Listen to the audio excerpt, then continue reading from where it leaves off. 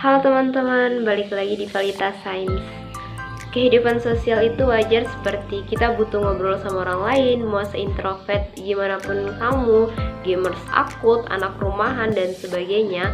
Manusia tetap punya perasaan untuk mau menjalin sosial dengan sekitar. Kenapa begitu? Ya karena kita diciptakan memang begitu. Istilahnya perasaan sosial itu sudah Tuhan install ke diri setiap manusia. Itulah disebut manusia sebagai makhluk sosial. Sehingga setiap individu perlu akrab, penting untuk bisa akrab dengan orang lain. Bukan maksudnya harus welcome pada setiap orang ya, disapu rata tanpa mikir mateng. Tapi bagaimana diri kita bisa sebagai makhluk sosial menjalankan peran sosial dengan wajar. Inilah yang disebut penetrasi sosial. Nah, tema kali ini yaitu teori penetrasi sosial.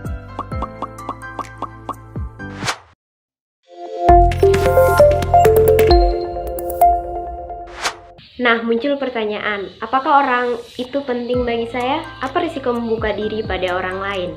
Apakah proses pembukaan dengan ini sesuai dengan fakta? Apakah dengan membuka diri ini relevan dengan situasi saat ini? Apakah membuka diri akan ada timbal balik? Apakah teman ini konstruktif, teman yang membangun, atau justru teman yang membius? Apakah proses ini akan terus berjalan? Nah, teori ini diperkenalkan oleh Irwan Altman dan Dalmas Taylor yang menjelaskan tentang bagaimana proses komunikasi sosial lebih merinci ke antar pribadi. Altman dan Taylor mengibaratkan manusia seperti bawang merah. Maksudnya, manusia memiliki beberapa lapisan layer atau lapisan kepribadian. Jika kita mengupas kulit terluar bawang, maka kita akan menemukan lapisan kulit yang lainnya. Begitu pula kepribadian manusia. Penetrasi sosial dapat diartikan jalan setapak menuju kedekatan. Coba ingat kembali awal temu dengan teman sebangku, kawan sekampus, ataukah sahabat di tempat kerja. Kalian tidak langsung bisa seterbuka seperti sekarang kan? Ada tahapan yang teratur yang perlu dilakukan, yaitu tahap awal perkenalan diri. Dalam teori ini disebut sebagai orientasi, di mana sangat sedikit informasi yang diketahui, baik berupa hobi ataupun karakter. Awal interaksi itu masih jaim, penuh hati-hatian. Proses mengenai diri di mana kita mau membuka ketika suka. Tahap kedua namanya penjajakan efektif.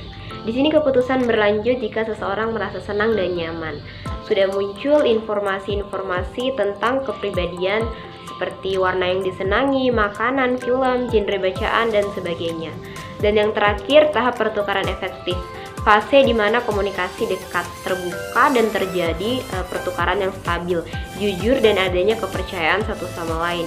Hubungan interpersonal antara satu dengan yang lainnya sudah spontan, masing-masing sudah tidak jaim, berani menjadi diri sendiri, dan bahkan tidak canggung buang angin di depan teman, tidak mandi ketika bertemu, saling mengejek, atau mungkin langsung makan di dapurnya tanpa harus minta izin. Apakah ini termasuk tidak sopan? Ini sangat wajar ya. Ya karena kalian sudah saling mengerti. Bagaimana kalau di tahap pertama tidak suka? Teori ini pun berasumsi perkembangan hubungan yang mencakup depenetrasi atau penarikan diri untuk tidak melanjutkan karena melihat tidak ada peluang.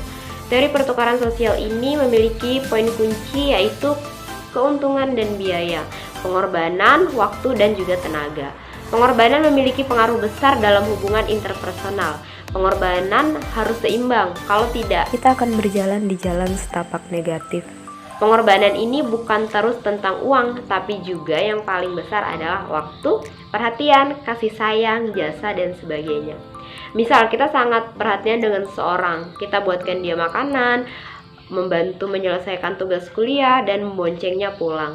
Namun, komunikasinya tidak pernah mengenakan pendengaran, selalu marah, tidak ada kasih sayangnya. Jika diminta untuk datang, selalu bilang tidak punya waktu, atau selalu datang terlambat. Kita jatuh pun tidak ada perhatiannya, dan malah bilang bangun sendiri.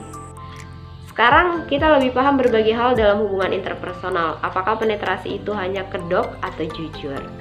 Hubungan yang sangat personal, kuncinya apa untung dan ruginya, berapa biayanya yang dikeluarkan, pengorbanan yang diberikan, dan bagaimana penghargaannya. Jadi, jika seseorang memilih berhenti untuk berkawan dengan orang tertentu, jika kamu merasa hubungan ini merugikanmu, dan jika dipikir dia tidak bisa bermanfaat buat kamu, maka untuk berhenti itu normal sekali. Ini bukan jahat ya namanya, ini hal yang normal dan manusiawi. Penetrasi itu selektif, bukan pilih-pilih teman. Penetrasi itu hadir untuk mendewasakan. Bila hari ini kita masih bersedih, ditinggal pergi, atau canggung untuk tidak berani berkata tidak lalu mundur, kita tahu tidak mungkin bisa disukai semua orang dan kita tidak bisa membuat semua orang suka. Kehidupan kita sementara, jadi fokuslah pada hal-hal yang bisa menunjang, bermanfaat, dan tidak melalaikan. Jadi apakah tidak perlu berinteraksi dengan orang yang tidak penting pada orang asing? Tentu masih penting, kita makhluk sosial. Bicara dengan sewajarnya, jawablah sesuai dengan yang ditanyakan, dan bangun hubungan yang sehat. Kehidupan dan karakter manusia memang beraneka ragam. Lingkungan tidak harus mengikuti mood serta harapan kita, sehingga tidak perlu marah dan kecewa berlebihan. Dengan belajar penetrasi sosial, kita paham dan lebih berlapang dada untuk bertemu orang baru. Kita mampu untuk berkata tidak jika dirasa ini merugikan. I think that's enough. Semoga bermanfaat. See you.